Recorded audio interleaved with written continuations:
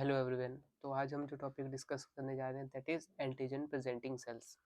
तो आज हम समझते हैं कि एंटीजन प्रेजेंटिंग सेल्स होते क्या हैं।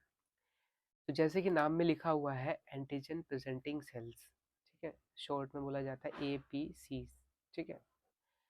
तो मतलब कि एक ऐसा सेल, ठीक है, जो कि एंटीजन को कैप्चर करता है, उस वो मॉडिफाई करता है उसे, और उसके बाद अपने सेल सरफेस पे लेके आके शो कराता है हेल्पर टी सेल को कि हेल्पर टी सेल्स का जो फंक्शन होता है वो बी सेल्स को प्लाज्मा सेल्स में कन्वर्ट करवा देना।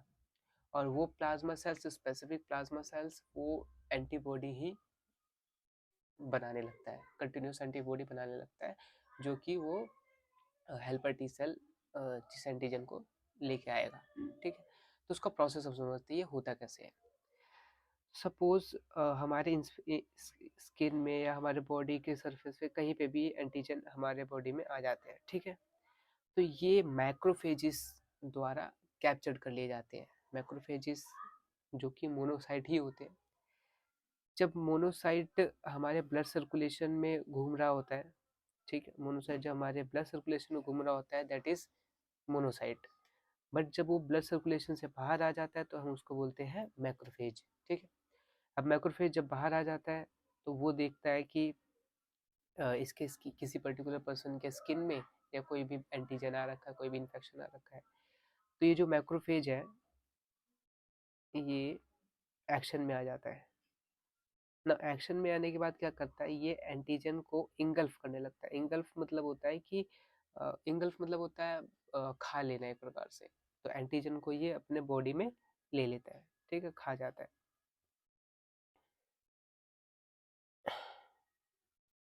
ठीक है। अब क्या होता है कि मैक्रोफेज के अंदर MHC2 मॉलिक्यूल प्रेजेंट होते हैं। MHC2 मॉलिक्यूल क्या करते हैं, इस एंटीजन को प्रोसेस करते हैं, ठीक है। तो सपोज ये जो स्ट्रक्चर है मैंने बनाया है वो है MHC2 मॉलिक्यूल। MHC2 मॉलिक्यूल क्या करेंगे, एंटीजन को डिस्ट्रॉय करेंगे, किल करेंगे, और इसके कुछ पार्ट को अपने ऊपर बाइंड करवा लेते हैं। तो ये MHC मॉलिक्यूल मूव करके मैक्रोफेज के जो सरफेस पे जाता है, देन वो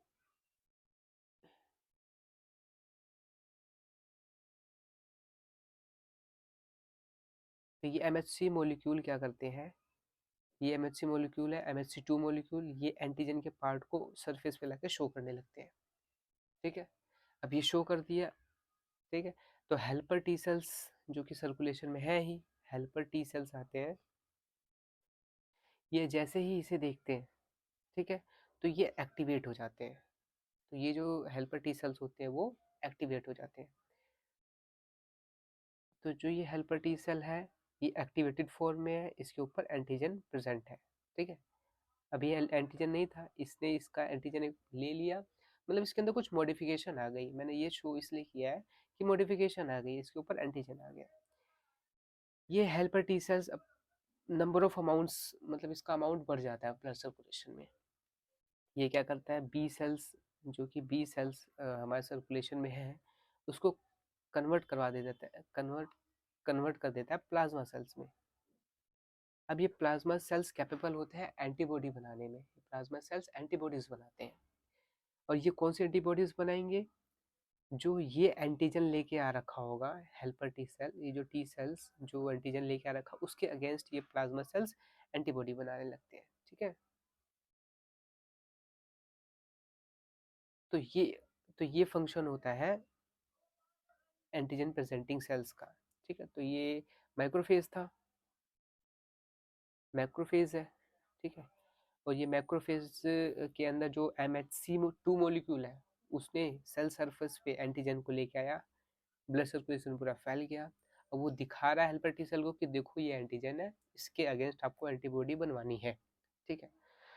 नाउ अब ये जो टी सेल्स होते हैं वो मॉडिफाइड हो जाते हैं एंटीजन के प्रेजेंट में, और बी सेल्स जो सर्कुलेशन में है उसको कन्वर्ट कर देते हैं प्लाज्मा में, और नाउ प्लाज्मा इसके अगेंस्ट एंटीबॉडी बनाने लगता है।